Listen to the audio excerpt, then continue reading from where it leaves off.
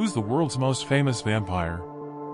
Come on. Answer the question. We both know the answer, Dracula, but little did I know how much of a literary masterpiece it was. In fact, I didn't know it was a book until like 2 years ago when I found out, but I didn't read it then. This video will use footage from the many Dracula adaptations that have taken place since the original novel's release. This video will be revolve around and the thesis statement that Dracula is the best book of all time, with countless adaptations in pop culture. I'll name a few, just for kicks. Buffy the Vampire Slayer, The Grim Adventures of Billy and Mandy, Dracula, The Simpsons, Futurama, and many others. One major difference lies in the portrayal of Dracula's character. In Stoker's novel, Count Dracula is not just a blood-sucking monster, he's a complex and mysterious figure. Stoker crafted him as a charismatic, well-spoken aristocrat with an air of seduction. This is in stark contrast to some media representations that emphasize the more monstrous and less sophisticated aspects of the character.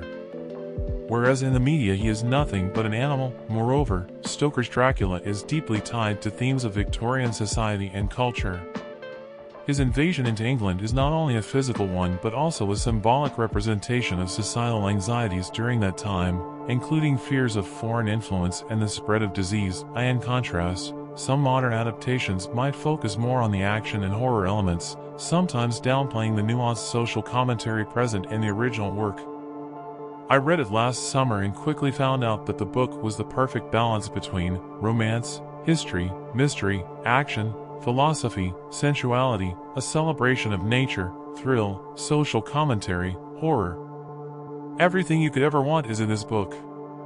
Written by Bram Stoker and published in 1987, Dracula is a slow burn, especially because of the way the story is told, it being through the diaries, letters, telegraphs, and journals of the characters. This makes it an epistolary novel. This by itself increases the horror aspect of the novel tenfold. The tension that it builds can be felt through the pages of a book that I feel is constantly overlooked. Another effective factor of Dracula being an epistolary novel is that as we have multiple narrators all through the book, we feel as though we are part of the story. Bram Stoker makes us read into the deepest thoughts and most sacrilegious secrets of our protagonists, being both humbling and beautifully intimate. And I don't feel like Bram Stoker gets enough credit for the writing alone as is, because one could tell whose journal one was reading just by the writing itself. Stoker switched it up for every single character, making their texts unique to them. The last thing I love about it being an epistolary novel that I will mention before I move on is that the narration itself is by nature the epitome of indirect characterization, but Stoker takes it further by making it way more intimate, as I have said earlier. I love that we get to know people through other people, not from the point of view of some omniscient narrator far removed from the narrative, but from characters that are actively trying to survive the shenanigans of Count Dracula. Eureka!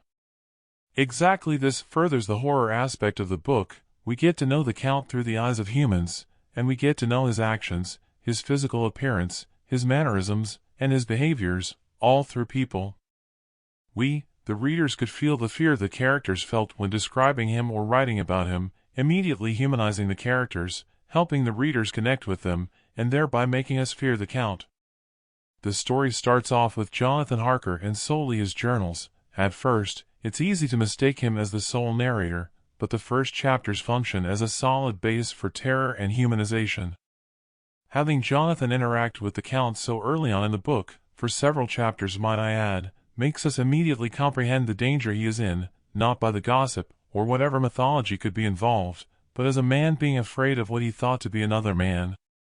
It also helps us humanize the Count as well, which I think is tremendously important, especially considering his transformation later on in the book, from a shrewd, chivalrous, glamorous man, to an animalistic monster, symbolizing as well his descent into madness. Opening up with Jonathan's diaries is also a very smart choice, considering that it is easy to recognize right from the very beginning his driving force, in this case, Miss Mina Murray, which I believe to be the true main character in the book, and a symbol of hope amongst men, also a play on the societal gender roles of men and women at the time. Because of Jonathan's constant mentions of Mina, It is easy for us to start reading her journals and feel connected to her character, seeing the sensible woman that she is, but regardless you don't feel as if her driving force is her love interest, which is interesting. I like to think of this portion of the book as a preamble, not part of the action. In fact, I think the real story begins once Ms. Lucy Westenra. She's the only link to the other main characters. She becomes the first sacrifice, just for the sake of calling it that, and after her death, the novel takes a turn for gore. Right around this time is when we start getting an insight into Dr. Jack Seward's diary. Now that I think of it, it was abrupt, especially since there were no real ties between him and the girls, and a little too on the nose to get him describing his patient, which was obvious from the very beginning that he was Dracula's disciple of sorts. It felt rushed. Now I wonder why Stoker didn't smooth that over. Given the book is pretty long, I am sure a couple of pages wouldn't have hurt anybody. Regardless, the before and after of Lucy's death is quite gripping as a reader, because we know from everyone else that Lucy is a porcelain doll, joyful and beautiful. We know that several important men have asked for her hand in marriage. And I think that the pages we get of Mina and Lucy together in Whitby are a beautiful celebration of nature, as if paying homage to Whitby, which Stoker so accurately describes. Often overlooked, the use of poetic devices and beautiful phrases are used to depict Lucy, highlighting her princess status amongst the group. Stoker's use of imagery is very underrated, and it is concerning, especially considering how he wrote a horror novel and no one talks about it. There's the image of Lucy sitting out staring at the big black sea, in the fog, and a pair of scarlet eyes appear before her. After that her skin becomes pale like quartz, and her lips, cherry red. She looked striking, but as if the life had been sucked out of her. She unites all the men, and her death is what makes them all take Dracula seriously as a threat to humankind. Her coming and going between life and death gave hope to the reader to ultimately take it from us, but Stoker knew what he was doing. Using Lucy's character as a pawn for the bigger hunt was about to begin. Now, let's address the elephant in the room, the romanticization of Dracula. While Stoker's Dracula had a certain allure, recent media portrayals often amplify the romantic and even heroic aspects of the vampire, turning him into a brooding and tragic figure. This romantic twist is a departure from Stoker's vision, where the horror and the threat of Dracula are central. The Count was not intended to be a love interest, but rather a formidable force to be reckoned with. Sometime after Jonathan comes back and Mina, now Mina Harker, still restless from what happened with Lucy and worried about her husband, she summons Van Helsing, and as a consequence, he summons the rest of the men to hunt down Dracula. Abraham Van Helsing always said she has man's brain, a brain that a man should have, were he much gifted in woman's heart, and he sort of served as a comedic relief, calling her Madam Mina, and it was easy to fall in love with his charismatic persona and his care and wisdom guiding the boys. Again, Mina is constantly pushing the men around, intelligence being her main asset, and although often overlooked, she is also beautiful. I think this was to not overshadow Lucy's beauty. It speaks to the idea that somehow two women can't be beautiful and coexist peacefully. Mina is the real protagonist, and the one who displays her skills the most. It became clear to me when I read her report on how to defeat Dracula. That became apparent to me.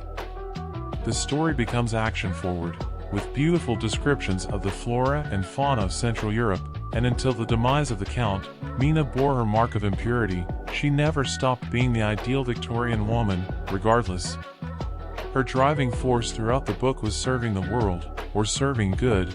It was almost as if she thought that that was her job. Above all, she covered all bases, and did so gracefully. That is why I think Dracula is the perfect book, the best book of all time. It's more than a horror novel, it's the birth of the most well-known monster in history, and underneath it all lie the histories of science, the evolution of technology, means of transport, women, and God. If you enjoyed this exploration of Dracula, don't forget to like, share, and subscribe. And as always, keep exploring the rich world of literature. Until next time, stay curious.